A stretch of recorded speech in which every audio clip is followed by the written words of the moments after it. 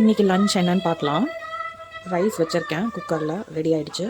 இதில் வந்து சிறுபருப்பும் வெள்ளை பூசணிக்காயும் போட்டு அதுலேயும் குக்கரில் வச்சு அதையும் ரெடியாக இருக்குது. அடுத்து இங்கே வந்து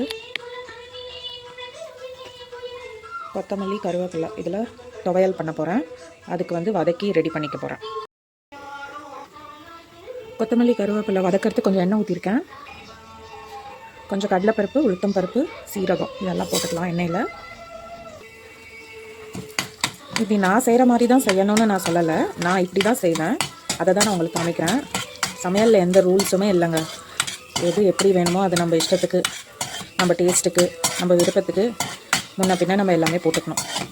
ஸோ நான் காமிக்கிறது நான் எப்படி டெய்லி சமைக்கிறேன், நான் என்னெல்லாம் போடுறேன், அதுதான் ரூல்ஸ் இல்லை. நான் செஃப்பெல்லாம் இல்லை, நான் ஒரு சாதாரண ஹோம் மேக்கர் தான். ஸோ நான் எப்படி சமைக்கிறேன்றது தான் நான் உங்களுக்கு காமிக்கிறேன்.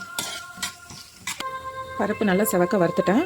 இதில் 4 காரத்துக்கு 4 மிளகாய், கொஞ்சமாக பூண்டு, கொஞ்சமாக இஞ்சி இதை போட்டு வதக்கிக்கலாம். ஒரு பெரிய வெங்காயம் கட் பண்ணியிருக்கேன், இதையும் போட்டு வதக்கிக்கலாம். இதிலே கொஞ்சம் புளி ஆட் பண்ணிக்கலாம். நல்லா வதக்கிக்கோங்க. இப்போ நம்ம கட் பண்ணி வச்ச கருவேப்பிலை கொத்தமல்லியை ஆட் பண்ணி வதக்கிக்கலாம். கொத்தமல்லியெல்லாம் நல்லா கழுவிட்டு இந்த தண்டோடு தான் போட்டிருக்கேன் பாருங்கள். பெரிய பெரிய தண்டெல்லாம் இருக்கும், அதோடு தான் நான் போட்டிருக்கேன். அதெல்லாம் நான் டிஸ்கார்ட் பண்ணல, அதெல்லாம் சத்து தான், சேர்த்துக்கலாம். ஆனால் நல்லா வதக்கிக்கணும். இந்த ஸ்டேஜில் நான் உப்பு போட மாட்டேன். இது நல்லா வதங்கி சுருண்டு கம்மியானவொடனே அரைக்கும் போது தான் போடுவேன். இது வதங்கினவொடனே காமிக்கிறேன் பாருங்கள். எந்த அளவுக்கு நல்லா சுருண்டு வந்துடுச்சு பாருங்கள். ஒரு 5 நிமிஷம் அப்படியே சிம்மில் வச்சு வதக்கிட்டே இருந்தால் அது நல்லா சுருண்டும். அவ்வளோதான். இந்த ஸ்டேஜில் நான் கொஞ்சம் தேங்காய் போட்டுப்பேன், கொஞ்சம் தேங்காய், அவ்வளோதான். ஆறினவொடனே கொஞ்சம் உப்பு போட்டு இது அரைச்சிட்டா முடிஞ்சிச்சு. சிம்பிளான ஒரு துவையல், உடம்புக்கு ரொம்ப நல்லது. இது ஆறட்டும். அரைக்கும்போது நான் என்ன பண்ணுறேன்றதை காமிக்கிறேன். துவையலுக்கு அது ஆறிட்டுருக்கு. அதுக்குள்ளே நம்ம இந்த கூட்டை வந்து தாளிச்சிடலாம். பாருங்கள், சிறு பருப்பும் வெள்ளை பூசணிக்காயும் போட்டு விசில் விட்டு வச்சுருக்கேன். ஒரே ஒரு தக்காளி போட்டு இதை நம்ம தாளிக்கணும், அவ்வளோதான். அது நான் எப்படி பண்ணுறேன்றதை காமிக்கிறேன். இன்றைக்கி கூட்டுக்கு நான் இதெல்லாம் போட்டு அரைச்சிக்க போகிறேன். ஒரே ஒரு பச்சை மிளகா, 2 வரமிளகா, கொஞ்சம் சீரகம், தேங்காய். இன்றைக்கி இந்த ஸ்டைலில் பண்ண போகிறேன். அரைச்சிக்கிட்டேன் பாருங்கள். இப்போது கேஸில் வச்சு நம்ம தாளிச்சிடலாம். எண்ணெய் ஊற்றிருக்கேன், காஞ்சிருக்கு. ஒரு டீஸ்பூன் கடுகு, கொஞ்சமாக பெருங்காயம், கொஞ்சம் கருவேப்பிலை, ஒரு வரமிளகாய், நம்ம அரைச்சி வச்ச தேங்காய். ஒரு 2 மினிட்ஸ் நல்லா வதக்கிக்கலாம். இது நல்லா குக் ஆகிடுச்சு. இப்போ வேக வச்ச பருப்பு, வெள்ளை பூசணிக்காய், தேவையான உப்பு நல்லா மிக்ஸ் பண்ணிவிட்டு 2 மினிட்ஸில் ஆஃப் பண்ணிடலாம். அவ்வளோதான். ரொம்ப சிம்பிளான கூட்டு, சீக்கிரம் ரெடி ஆகிடும். இது ஒரு கொதி வந்தோடனே ஆஃப் பண்ணிடலாம். நான் ஒரு பாயிண்ட் சொல்ல மறந்துட்டேன். நான் வேக வைக்கும்போது கொஞ்சம் பூண்டு, ஒரு தக்காளி அதெல்லாம் சேர்த்து போட்டு தான் வேக வச்சேன். இது ரெசிபி வீடியோலாம் எதுவும் இல்லை. நான் என்ன பண்ணுவேன், டெய்லி எப்படி சமைக்கிறேன்றது தான் உங்களுக்கு காமிக்கிறேன். ரெடி ஆகிடுச்சு. நான் ஆஃப் பண்ணிடுறேன். கொஞ்சம் நேரம் ஆக ஆக அது நல்லா கெட்டி ஆகிடும். அவ்வளோதான்.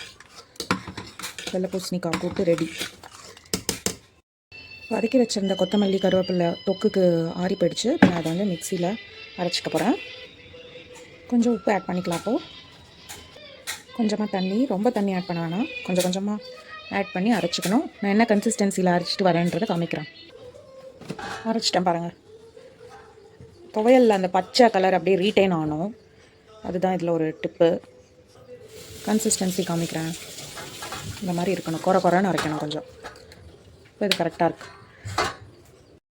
சமைக்கும்போது நடுவில் நம்மளும் கொஞ்சம் எனர்ஜெட்டிக்காக இருக்கிறதுக்காக அப்போ கொஞ்சம் ஃப்ரூட்ஸ் எல்லாம் சாப்பிடணும். இதுதான் நான் இப்போ சாப்பிட போகிறேன். என் ஹஸ்பண்ட் கட் பண்ணி கொடுத்தாரு.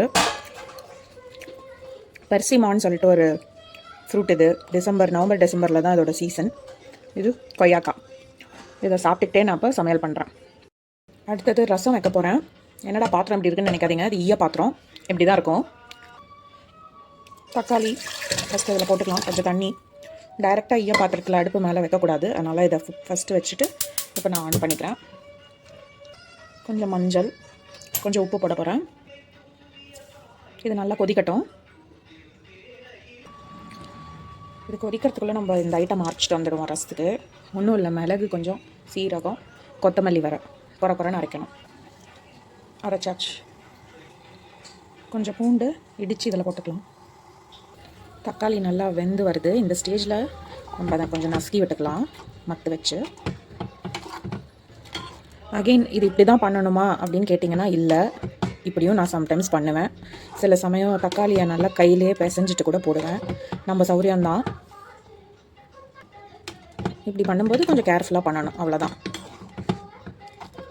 இந்த ஸ்டேஜில் கொஞ்சம் புளி பேஸ்ட் நான் வச்சுருக்கேன், அதான் ஆட் பண்ணுறேன். அதுவும் நல்லா கொதிக்கட்டும், பச்சை வாசனை போகிற அளவு கொதிக்கட்டும். கொஞ்சம் தண்ணி ஆட் பண்ணிக்கலாம். கொதிக்க ஆரம்பிக்கும் போது கொஞ்சம் ரசப்பொடி நல்லா மிக்ஸ் பண்ணிக்கலாம். இது ஒரு கொதி வரட்டும். கொதித்து வர நேரத்தில் இந்த அரைச்சதை போட்டுக்கலாம். கொஞ்சம் கொத்தமல்லி தலை, அவ்வளோதாங்க. ஆஃப் பண்ணிடணும், ரொம்ப கொதிக்கக்கூடாது. இப்போ நம்ம அரைச்சி போட்டதெல்லாம் இந்த சூட்லேயே அந்த எசன்ஸ் எல்லாம் இறங்கிடணும். அது கொதிக்கணும்லாம் அவசியம் இல்லை, அவ்வளோதான். இப்போ இதை தாளித்து விடணும். ரசம் தாளிக்கிறதுக்கு கொஞ்சம் எண்ணெய் ஊற்றி வச்சுருக்கேன். கொஞ்சம் கடுகு வெடிக்கட்டும். ஒரு வரமிளகா, கொஞ்சமாக பெருங்காயம், கருவேப்பிலை, அவ்வளோதான்.